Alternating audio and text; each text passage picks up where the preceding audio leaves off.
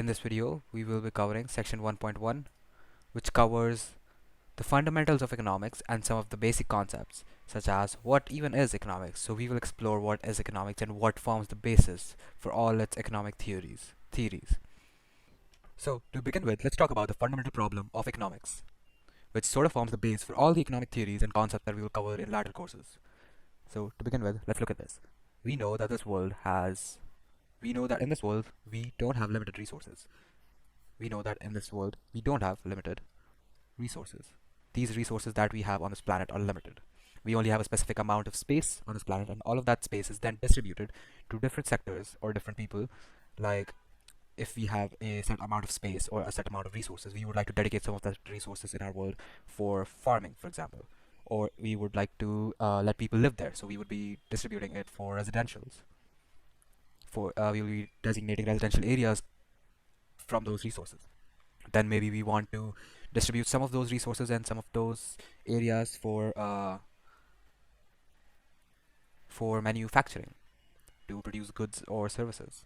So these are some examples of how in limited resources we would have to distribute it depending on how it's needed. In a way, because of this, we can conclude that there are a limited amount of resources that can be produced by us. So if we have a limited amount of resources to begin with, they would further be distributed to each different sector. If we're talking about farming, if we're talking about residential, if we're talking about manufacturing. From this, we can see that if farming gets, let's say, 45%, and then residential gets maybe 20%, and then manufacturing gets the rest of the resources available, we can only produce a limited amount of resources, limited amount of farming or agricultural produce from those resources, because we only have a certain amount provided to us. And in residential, we can only build a limited amount of houses. We can only build a limited amount of houses because we only have this much space to build those houses. And then in manufacturing, we can only build a limited amount of factories, for example, or workshops, because we only have a specific amount of land available or a specific amount of raw material or resources available for manufacturing. So from this, we can conclude that we can only produce and use a limited amount of resources. We have limited resources available to us. However, the problem in this case, like we're studying the fundamental problem of economics, the problem arises not just because of limited resources, but because of unlimited human needs and wants. So we have limited resources with us on this planet or in this world or in a specific country or location, but us human beings, we have unlimited needs and unlimited wants, but we only have specific and very limited amount of resources. And so, for example, if when we get what we want, we may then want something more or something else. So all in all, we can conclude that we have unlimited wants because that is just human nature, and we have limited resources with us. This then further leads us to the concept of scarcity. Now, many of you may already know what this word means, but for those who don't, it basically sums up what we have defined before as a reality that we have limited resources, but unlimited wants. So, which means that we do not have enough resources, unlimited wants. We have limited resources, but we have unlimited wants. So these limited resources are not enough. These limited resources would not be enough to satisfy the wants and the needs of all the human beings on this planet, which is exactly why we are faced with the problem of choice. This here is an important term that we should all make a note of and remember, since this is established as the fundamental problem of economics. It is the problem of choice. It is the problem of choice. So the fundamental problem of economics can be defined as the problem of choice. Since there are limited resources and unlimited wants, we have to make a choice. We have to make a choice for those resources. So let's explore these resources further and see what type of resources we have available. But in general, the problem of choice is referred because of scarcity. Because we have a scarcity due to unlimited resources and limited resources and unlimited wants and needs, we are faced with the scarcity, which forces us to make choices in our environment, choice of consumption or choice of production. So that now becomes the fundamental problem of economics, which is the problem of choice. Now, looking at it further, let's move on to talk about what sort of factors of production we can look at when we talk about resources. So these are all types of resources. We have land, we have labor, we have capital, we have entrepreneurship. So let's look at land. Land, this includes the land or location itself. It includes everything encompassed by the land, like the resources found in that area. For example, the soil or water found, the minerals or ores embedded in the land.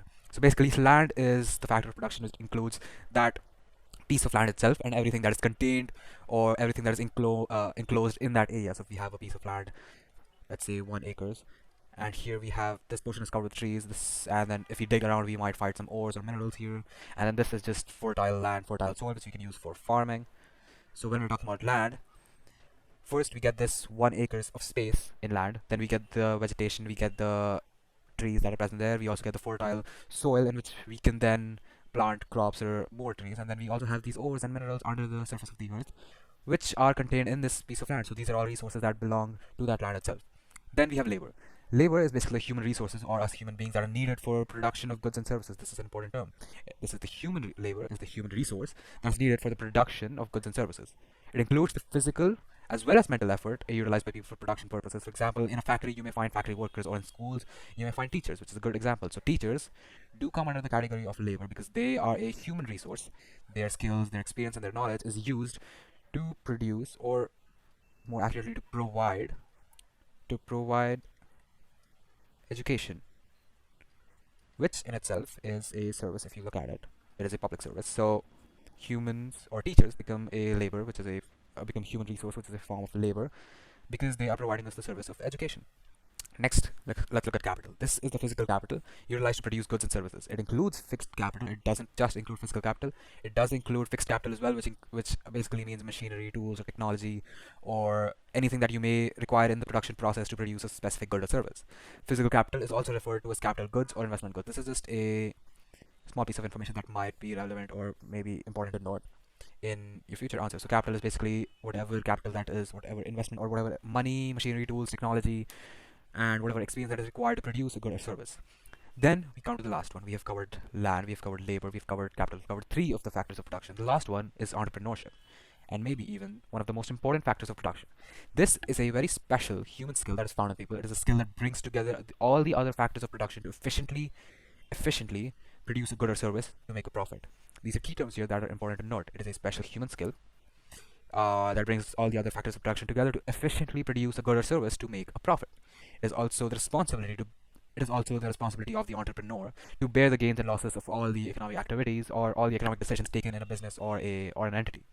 So these are all examples of resources. Land is a resource, labor is a resource, capital is a resource that is required for production of goods and services, and entrepreneurship, or that special human skill, is also a resource.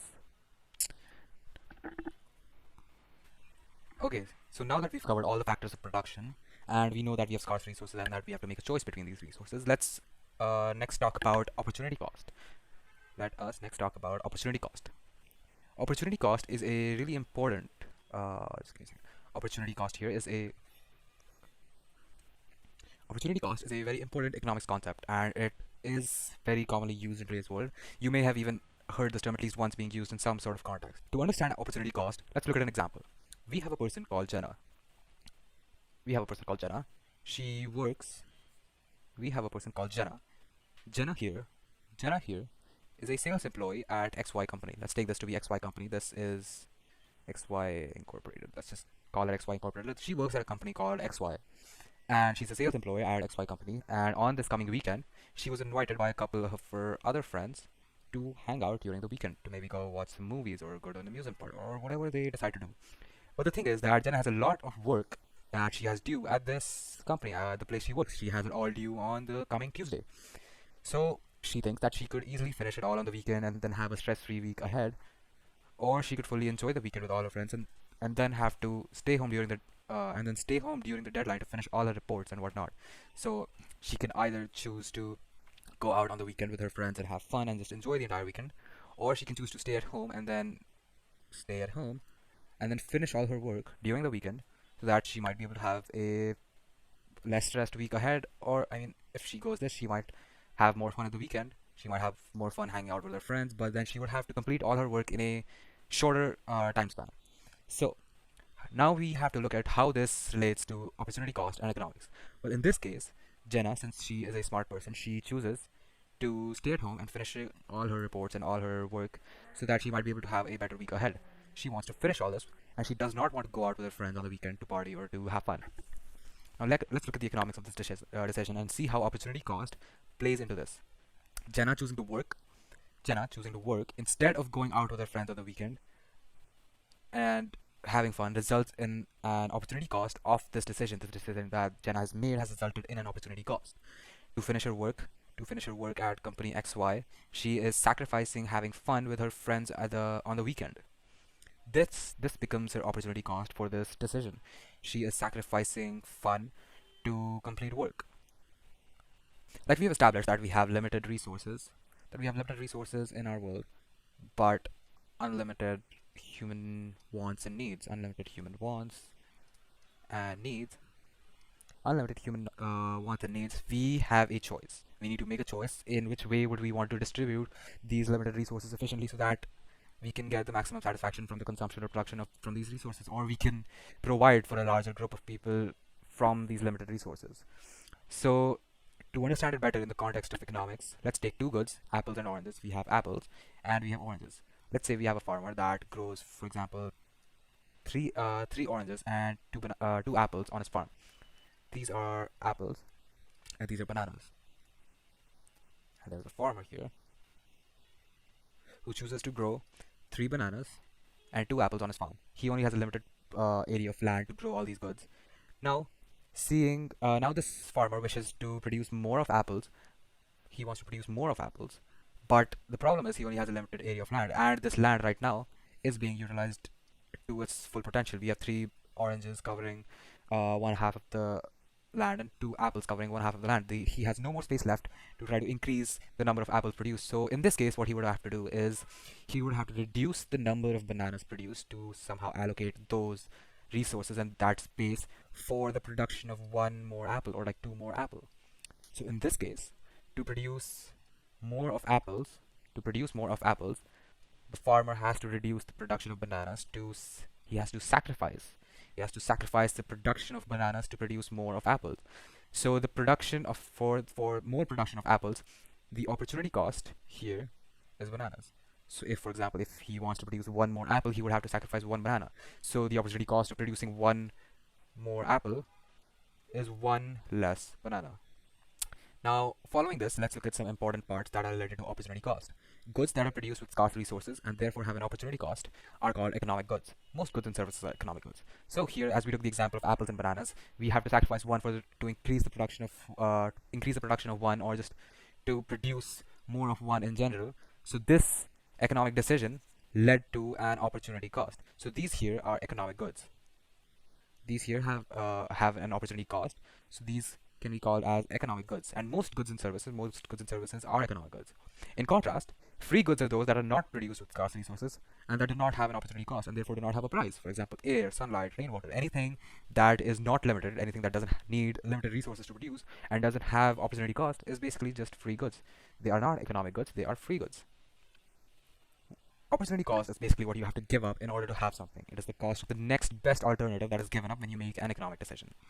Now, since we are talking about choice and scarcity, let's look at it from the point of view of producers, or the people that in the first place have to make choices regarding the production of resources. In this, we would have to explore three questions, which are as follows. If I just clear this. Yeah, so we will be covering three basic economic questions to look at choice and scarcity and how choices are made. So for this, we would have to look at three questions. We have what to produce, how to produce, and for whom to produce. So the first economic question we have is what to produce. So what to produce basically talks about the choice of which good or service a producer would want to produce in those limited resources. If you have land, you may have to decide if you want to produce fruits and vegetables or if you want to produce wheat and grains. The next economic question is how to produce. This basically talks about the methods or the techniques that a producer might employ or might use to produce a good or service under those limited resources. So because of those limited resources, he might have to make a decision how to produce those goods and services. For example, if I take the example of clothes, I can have two choices in this. If I want more labor force to be working on the production of my clothes, or if I want more machinery. This basically means if I want my clothes to be hand loomed or handmade, or if I want to use capital intensive techniques or capital intensive methods to produce like machinery and technology to produce these clothes. The third economic question is for whom to produce, which is basically just the consumers. Producers have to decide who to produce for, who to provide those goods and services for. Since not everyone's wants, since we have unlimited wants, unlimited resources, we cannot satisfy everybody's wants. This cannot be done. We cannot satisfy everybody's wants. So we have to basically decide how to distribute these resources. How to distribute these resources, distribute these limited resources on the basis of need or just on the basis of price. So it's basically how we distribute these resources into society, or we can also talk about it as rationing, how we ration these resources to the society. Now, to answer these three basic economic questions, there are different ways in which we have many ways in which we can answer these three basic economic questions, and one of them is through the use of economic systems. Systems are basically theoretical economic systems, which can which is basically a system that defines how things will be rationed. Economic systems are ways in which societies allocate the relatively scarce resources and distribute the goods and services. So we basically have two main types of economic systems. We have a centrally planned economy, or we have a free market economy. We have two basic types. So we have a centrally planned economy and a free market economy. Now, if you divide these two have very acute differences. If you look at the first question, which covered what to produce, in a centrally planned economy, the government would have the most decision-making power. The government would have the decision-making power in a centrally planned economy, and the government would decide what goods to produce and which are the ones that which the government thinks the society needs. Next, if we look at how to produce, how goods or services will be produced, it would also be decided by the government. The government would plan how all these resources are to be used and where people should work. So the government would basically decide where employees are supposed to be given jobs, where employees should be employed, and which sort of sector may need more investments or employees. So if the government decides this year we want to focus more on, for example, agriculture or manufacturing. So if the government decides they want to focus more on manufacturing, they might invest more. They might invest more heavily. They might provide subsidies to the manufacturing sector of the country. They might promote employment in the manufacturing sector, whereas the government may decide to promote employment in the agriculture sector so that the production in the agriculture sector can increase, which is all this is all decided by the government. And then for whom to produce has the same thing. In for whom to produce, the government decides how to distribute these resources and how to ration these resources.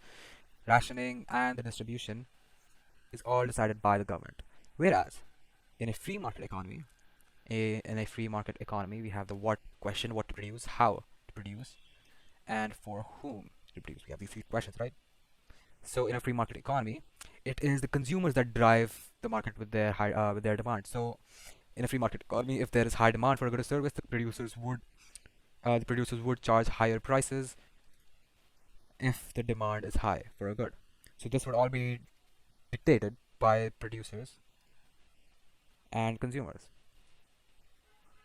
So in a free market economy, the what to produce, with goods and services to produce, and how they would be priced is all decided and all determined by the wants and needs of both producers and consumers. The how will depend on producers, since it is a free market economy. The how will depend on producers, how they want to produce their goods. The motive of the firm, the motive of the business that is producing the good or service, maybe they want to focus on profit. They might invest more heavily in IBDP Economics journey. Comment below if you have any questions or doubts regarding anything, and make sure to drop a like and subscribe if you want to see more content. Thank you. This is IB Seek.